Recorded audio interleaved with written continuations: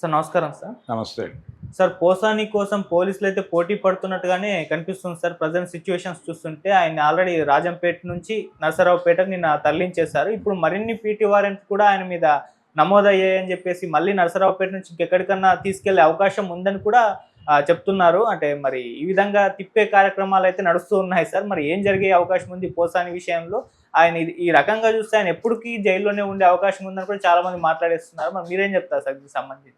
అంటే ఎన్ని కేసులు పెట్టినా అన్ని కోర్టుల్లోనూ బెయిల్ మూవ్ చేసుకుని నెమ్మదిగా బెయిల్లు తెచ్చుకుని జామీందారులను పెట్టుకుని బయటకు రావాలి. ఓకే, ప్రొసీజర్ ప్రకారమే జరగాలి. ఒక కేసులో బెయిల్ వచ్చి ఇంకో కేసులో రాకపోయినా లోపల ఉండక తప్పని పరిస్థితే ఉంటుంది అనివార్యంగా. ఈ కేసులో వచ్చిన బెయిల్ అంటే మీరు ఎగ్జిక్యూట్ చేయాలంటే షూరిటీలు పెట్టే పరిస్థితి ఉండదు. ఎందుకంటే బెయిల్ వచ్చేస్తుంది కానీ అతను జైల్లో నుంచి బయటకు వచ్చే పరిస్థితి లేదు కాబట్టి షూరిటీలు పెట్టడం అనేది ఎంటర్టైన్ చేయరు. అందుకని డెఫినెట్గా కొంతకాలం జైల్లో ఉండాల్సిన పరిస్థితి ఉంటుంది. అయితే ఈ ప్రెజర్కి పొలిటికల్గా ఒక లొంగుబాటు కార్యక్రమం ఉంటుంది. ఈ ప్రెజర్ దేనికి పెడుతున్నారు? ఒక లొంగుబాటు కోసం పెడుతున్నారు. ఆల్రెడీ దానికి సంబంధించి ఆయన వాళ్ళకి అనుకూలంగా వ్యవహరిస్తున్నట్టుగా సమాచారం అయితే బయటకు వస్తోంది. అది నిజమా కాదా అనేది తెలియదు. అంబటి రాంబాబు కూడా మాట్లాడాడు నిన్న అక్కడికి వెళ్ళి. అంటే నరసరావుపేట అంటే ఆయన జ్యూరిస్డిక్షన్ పరిధిలోకి వచ్చేది. అది గుంటూరు, పాత గుంటూరు జిల్లా, ఇప్పుడు నరసరావుపేట జిల్లాగా మారింది. ఈయనకి దగ్గర, ఈయన సత్తెనపల్లి కాబట్టి అలా వెళ్ళి ఒకసారి పరామర్శించే ప్రయత్నం చేశాడు. ఆయన కూడా మాట్లాడింది అదే. అంటే ఇలా కేసులు పెట్టుకుంటూ వెళ్ళిపోతే ఇలా 40 ప్రాంతాలలో అనే కొత్త మాట వినిపిస్తోంది. 12 వరకు విన్నాం మనం. 40 కేసులు అంటే పెద్ద ఫిగరే. కాబట్టి కనీసం ఏళ్ళు టైం పట్టే అవకాశం ఉంది. కనీసం ఒక 7-8 నెలలు టార్గెట్ పెట్టుకుంటే ఈలోపు ఈ పీటీ వారెంట్ అన్నీ ఎగ్జిక్యూట్ అయితే ఈ అన్ని చోట్ల అతన్ని ఎపియర్ చేసి వాళ్ళు రిమాండ్ రాసిన తర్వాత అప్పుడు బెయిల్ మూవ్ చేసుకోవాలి. లేదు ఈ కేసులో ఉన్న ప్రతి చోట యాంటిసిపేటరీ తీసుకోవటం ఇప్పుడు అనవసరం. ఎందుకంటే ఆల్రెడీ కస్టడీలో ఉన్నాడు కాబట్టి 2 ప్రయత్నాలు జరగచ్చు సైమల్టేనియస్గా. జరిగి ఇతన్ని ఏదో పద్ధతిలో బయటకు తీసుకురావడానికి లీగల్ ప్రొసీజర్ ఆల్రెడీ మొదలై ఉంటుంది. అయితే పొన్నవోలు సుధాకర్ రెడ్డితో ఇది వర్కౌట్ అవ్వదేమో అని నా పర్సనల్ ఒపీనియన్. వీళ్ళు ఒక పర్సనల్ లాయర్ని ఎవరన్నా ఇన్వాల్వ్ చేస్తే పెద్ద లెవెల్లో కొంత వర్కౌట్ చేసే అవకాశం ఉంది. దానికేమీ చంద్రబాబు గారికి తీసుకొచ్చినట్టుగా ఎక్కడి నుంచో ఎవరినో తీసుకురానక్కర్లేదు. ఇక్కడ లోకల్గా కొంతమంది సమర్థవంతమైనటువంటి న్యాయవాదులు ఉన్నారు. వాళ్ళ మీద కొంచెం డిపెండ్ అయ్యి, అంటే న్యూట్రల్గా వెళ్ళాలనుకుంటున్నాడు కాబట్టి, ఆయన తెల్ల జెండా ఎగరేసి ఉన్నాడు కాబట్టి, ఏ రకమైన రాజకీయాలతోనూ నేను అసోసియేట్ అయి ఉండను అని కూడా చెప్పాడు కాబట్టి, ఆ స్టాండ్ మీద నిలబడటానికి పొన్నవోలు అపియరెన్స్ ఇవి కొంత ఇబ్బంది కలిగించవచ్చు. అలాగే వైసీపీ ఇంటర్వెన్ అవటం ఈ విషయంలో అంబటి రాంబాబు మాట్లాడినా, లేదు జగన్మోహన్ రెడ్డి మాట్లాడినా, ఎవరు మాట్లాడినా అది ఈ కేసులో అతను లోపల వ్యవహరించాలి అనుకుంటున్నటువంటి పద్ధతికి ఇబ్బంది కలిగించేది. అతను ఆల్రెడీ లీక్ చేశాడని చెప్తున్నాడు. అతను లీక్ చేశాడో లేదో తెలియదు, కానీ ఆ లీకేజీకి సంబంధించిన వార్తలు అయితే ఆగట్లేదు. రకరకాల పేర్లు చెప్తున్నాడు ఆయన.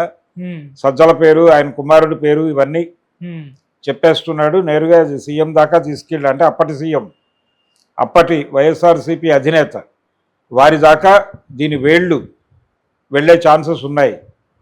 అలాగే ఈయన ద్వారా ఆయన ఎవరెవరిని టార్గెట్ చేశాడో, అంటే ఒక స్కీమింగ్ కనిపిస్తుంది. వైఎస్ఆర్సీపీ టైంలో క్రిటిసిజం మీద ఎవరితో తిట్టించాలి, ఎవరితో టార్గెట్ చేయించాలి అనేది దానికి ఒక స్కీమ్ జరిగి ఆ సందర్భం వచ్చినప్పుడు వాళ్ళని మాత్రమే మాట్లాడించటం అనే ఒక వ్యూహాత్మక క్రీడ నడిచింది. అందులో భాగంగానే పోసాని కృష్ణమురళి మాట్లాడాడు ఒక సర్టన్ ఏరియాలో. ఆ సర్టన్ ఏరియాలు డివైడ్ అయినప్పుడు ఇప్పుడు ఆయన ఒక మాట అంటున్నాడు, స్క్రిప్ట్ వచ్చేది నేను చదివేవాడిని. ఈ స్క్రిప్ట్ వచ్చి చదివేవాడు అనే మాట బిలీవబుల్లా కాదా అంటే, బిలీవబుల్ అనుకోవడానికి రీజన్ ఏంటంటే ఇవన్నీ కూడా డిజైన్డ్గా జరిగినాయి. ఎవరు ఎప్పుడు ఎక్కడ ఏం మాట్లాడాలి అనేది చాలా సిస్టమేటిక్గా అమలైందని ఆ రోజు నుంచి తెలుసు ప్రపంచానికి. అంటే పర్టికులర్గా ఈ సెక్షన్ గురించి మాట్లాడాలంటే ఇతను మాట్లాడాలి, పవన్ కళ్యాణ్ గురించి మాట్లాడాలంటే పేరుని నాని మాట్లాడాలి, లేదు తెలుగుదేశం మీద దాడి జరగాలంటే తెలుగుదేశంలో పర్టికులర్గా నందమూరి ఫ్యామిలీని టార్గెట్ చేయాలి అంటే కనుక కొడాలి నాని ఆర్ వల్లభనేని వంశీ వాళ్ళిద్దరితో మాట్లాడించాలి. ఇలా ఎవరు దేని గురించి ఎక్కడ మాట్లాడాలి అనేది డిజైన్డ్ అని అనుకున్నప్పుడు స్క్రిప్ట్ కూడా పంపించుంటారేమో అని అనుమానం రావడంలో తప్పేం లేదు. సో అనుమానానికి ఆస్కారం ఇచ్చే లెవెల్లో వాళ్ళ యాక్టివిటీ నడిచింది గత ప్రభుత్వ హయాంలో. అందుకని ఇవన్నీ కేవలం పుకార్లే అని కొట్టిపారేయలేని పరిస్థితి. దీన్ని ప్రాథమిక సమాచారంగా స్వీకరించి కేసులు పెడితే చాలామంది ఇన్వాల్వ్ అయ్యే ప్రమాదం ఉంది. అందుకని పోసాని కృష్ణమూర్తి ఇంటెన్షనల్గా చెప్పాడా లేకపోతే అతని చేత చెప్పించారా అనేది కూడా చూడాలి. చాలా సందర్భాల్లో చెప్పించడాలే ఉంటాయి. ఇప్పుడు కొన్ని కేసుల్లో కన్ఫెషన్ స్టేట్మెంట్లు మేజిస్ట్రేట్ దగ్గర రికార్డ్ చేయిస్తారు.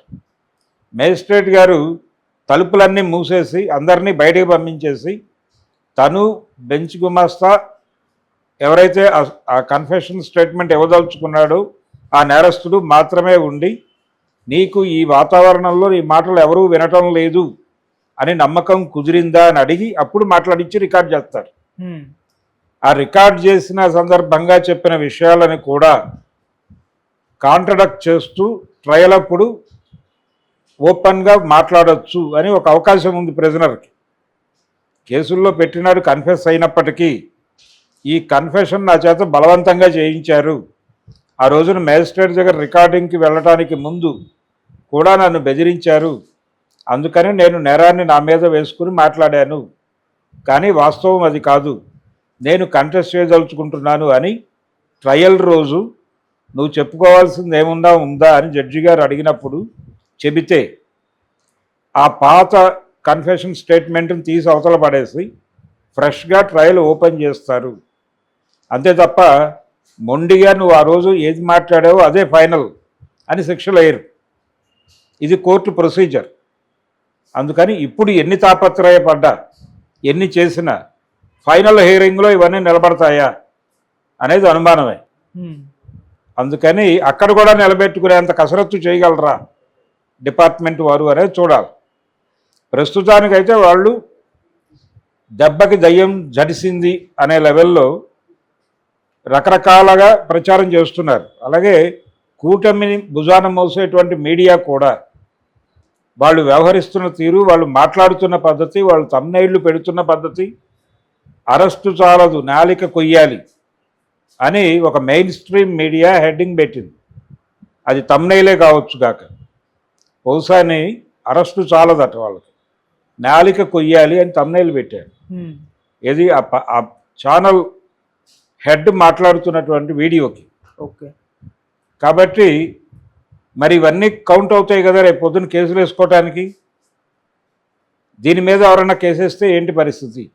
మరి వాళ్ళని కూడా తీసుకెళ్ళి ఇలాగే ప్రతి ఒక్కరూ కూడా, ఇప్పుడు వైసీపీకి కూడా క్యాడర్ ఉంది, అన్ని ప్రాంతాల్లోనూ ఉంది, అన్ని ప్రాంతాల్లోనూ మనోభావాలు గాయపడ్డాయని ఒక్కొక్కళ్ళకి 50 చోట్ల 60 చోట్ల కేసులు పెడితే ఇప్పుడు అయ్యన్న పాత్రుడు గారు అలా మాట్లాడాడు, మాట్లాడిన వీడియోలు ఉన్నాయి. ఆ వీడియోలు ఇప్పుడు చూసి మనోభావాలు గాయపడి ఒక 50 చోట్ల కేసులు పెడితే మరి ఇలాగే వ్యవహరిస్తుందా పోలీసు వ్యవస్థ అనేది చూడాలి. న్యాయస్థానాలు వాళ్ళు అప్రోచ్ అవుతాయి, ఆ కేసులు కనుక స్వీకరిస్తాయి, వీళ్ళందరినీ తీసుకెళ్ళి లోపల పెట్టి ఇలాగే తిప్పుతారా అనే దానికి ఏమన్నా సమాధానం చెప్పగలరా తెలుగుదేశం పార్టీ కానీ లేదు ప్రభుత్వ ప్రతినిధులు కానీ?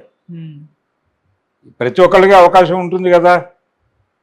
పవన్ కళ్యాణ్ చెప్పులు చూపించి కొరకల్లారా అన్నాడు కదా, మరి ఆ స్థాయిలో ఎందుకు ఆయన టెంప్ట్ అయ్యాడు? ఓ పార్టీ అధినాయకుడిగా ఉండి, పైగా సంస్కారము సనాతన ధర్మము అని పదే పదే మాట్లాడే ఆయన చెప్పులు చూపించి కొడకల్లారా అన్నాడు కదా ఓపెన్గా, అది ఉందిగా వీడియో అవైలబుల్గానే.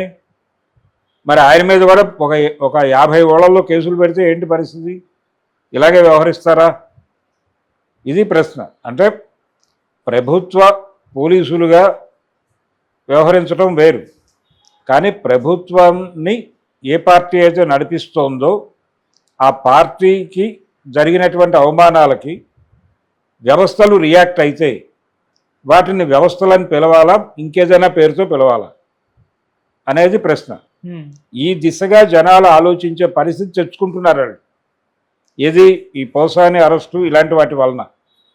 అందుకని నేను మొదటి నుంచి చెప్తున్నది అదే, మీరు ఒక రాజకీయ వాతావరణాన్ని వాళ్ళు కలుషితం చేశారు అని మీకు అనిపిస్తే దాన్ని కరెక్ట్ చేయాలి అనేదే మీ మోటో అయితే దాని మీద కేసులు పెట్టండి, అక్కడ వరకే కన్ఫైన్ అయ్యి ఆ కేసులో బలమైనటువంటి సాక్ష్యాలు ప్రొడ్యూస్ చేసి వాళ్ళకి శిక్షలు పడేలా చేయండి, వాళ్ళని జైల్లో పెట్టండి. అది సమాజానికి గుణపాఠం అవుతుంది. కానీ ఇది కక్ష సాధింపు అనేది అర్థమైన తర్వాత సమాజం దీన్ని అంత సీరియస్గా పట్టించుకోదు. అందుకని మీ వ్యవహార శైలి మీ లక్ష్యానికి తేడాగా ఉంది. మీరు చెబుతున్న లక్ష్యము మీ ఆచరణ ఈ రెండు దారుల్లో ఉన్నాయి. అవి రెండూ కలిపి ఒక దారిలో ఉంటే జనం మీతో ట్రావెల్ అవుతారు, లేకపోతే జనం డీవియేట్ అయ్యే అవకాశం ఉంది, ఓటర్. అందుకని ప్రస్తుతం తెలుగుదేశం పార్టీ చేస్తున్నటువంటి అరెస్టులు, అలాగే వాళ్ళని వేధిస్తున్నటువంటి తీరు, ఇదంతా, అలాగే వాళ్ళు బయట రాస్తున్నటువంటి రాతలు, బహుశా అనేది డ్రామా అని తేలిపోయింది అని ఒక మెయిన్ స్ట్రీమ్ మీడియా హెడ్డింగ్ పెట్టింది. అంటే అతను చెస్ట్ పెయిన్ వచ్చింది, గుండె నొప్పి ఏమో అనుకున్నాడు. డాక్టర్ల దగ్గరికి వెళ్ళారు, అవేమీ లేదు, పర్లేదు, మీరు బాగానే ఉన్నారు, ఆరోగ్యంగానే ఉన్నారు, ఏదో కొంచెం వీక్నెస్, ఈ ప్రెజరు, దానివలన కొంత అలా ఫీల్ అవుతున్నారు, సహజంగా ఉండేదే, ఇది నిరాసక్తత ఇవన్నీ వస్తాయి, దానికి కొంచెం ట్రీట్మెంట్ తీసుకుంటే సరిపోతుంది అని ఉంటాడు డాక్టర్. దాన్ని పట్టుకొని బూటకం, దొంగతనం అనే పద్ధతిలో మీరు వ్యాఖ్యానాలు చెప్పేస్తే అలాగా, డ్రామాలు ఆడుతున్నాడు, ఇవన్నీ అంత దూకుడుగా మీరెందుకు మాట్లాడుతున్నారు? మీరు సంస్కారానికి పేటెంట్ హోల్డర్స్ అని చెప్తున్నారు కదా. అందుకని ఇందులో ప్రాబ్లం ఉంది, ఈ వ్యవహార శైలిలో సమస్య ఉంది. చంద్రబాబు నాయుడు గారు కూడా చాలా ఓపెన్గా ఈ మధ్య అంటే తన క్యాడర్ని తన వైపు డైవర్ట్ చేసుకోవడానికి, తన మీద ఉన్నటువంటి అభిప్రాయాలను చెరిపేయడానికి ఆయన కూడా కొంచెం అగ్రెసివ్గా మాట్లాడుతున్నాడు. ఎవరిని ఉపేక్షించం అనే మాట నిన్నటిదాకా వాడలేదు ఆయన, ఇప్పుడు మాట్లాడుతున్నాడు. కేసులు పెడతాం, తెల్ల జెండా ఎగరేసి తప్పించుకోవాలనుకుంటున్నారా? వదలదు, కర్మ మీతో ట్రావెల్ అయి తీరుతుంది అని చెప్తున్నాడు ఆయన. కర్మ విల్ ఫాలోస్ యూ అనే మాట వాడేస్తున్నారు. ఈ వాడేసే క్రమంలోనే వైసీపీకి ప్రత్యక్షంగా కానీ పరోక్షంగా కానీ సహకరిస్తే వాళ్ళ మీద కూడా చర్యలు ఉంటాయని మాట్లాడాడు. అంటే తనని తాను ఒక ఉగ్రవాదిగా ప్రొజెక్ట్ చేసుకునే ప్రయత్నం చేస్తున్నాడు ఆయన చంద్రబాబు. ఒక ప్రజాస్వామిక పురుషుడిగా ప్రొజెక్ట్ కావట్లేదు ఆయన, ఒక బుల్డోజ్ చేసేటువంటి రాజకీయ నాయకుడిగా ప్రొజెక్ట్ అవుతున్నాడు. ఆ విషయం ఆయనకు అర్థం కావట్లా. దీని ఇంపాక్ట్ ఏదైనా ఉంటుందా, అసలు జనంతో సంబంధం లేదు మన గెలుపుకి అని ఏదైనా కాన్ఫిడెన్స్ ఉందా ఆయనకి, అష్యూరెన్స్ ఉందా? లేదు, ఇదే కూటమి వచ్చే ఎన్నికల్లో కూడా ఇలాగే పోటీ చేస్తుంది అనే ఒక గ్యారంటీ ఏమైనా ఉందా? అందుకని అలా ఓవర్ యాక్షన్ చేస్తున్నాడు ఆయన అనేది కూడా చూడాలి.